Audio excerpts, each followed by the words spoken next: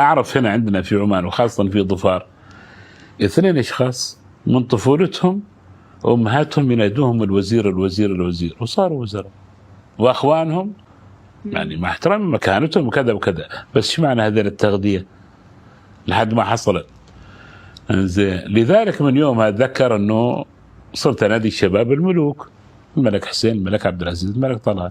حد من الأخوان مرة مسؤول وجدنا في حفلة فيقول هذولك أولادي، قلت له ايوه، قال ناديهم وسلم عليهم، ناديتهم، قال عرفني بأساميهم، قلت له الملك حسين، الملك عبد العزيز، الملك طلال، قال ما شاء الله كلهم ملوك، قلت له ايوه، بس مش اللي في ذهنك، هذا ما يحتاجوا شواغر وظيفية، قد يكونوا ملوك بعلمهم بأخلاقهم بدينهم، ما شرط بالمال، ما شرط، المهم انه في لهم ملكوتهم الخاصة.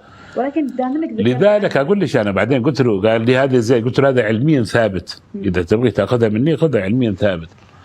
قلت له والإمام علي عليه السلام ماذا يقول؟ يقول ادعوا أبناءكم كما تريدونهم لا كما يريدونهم.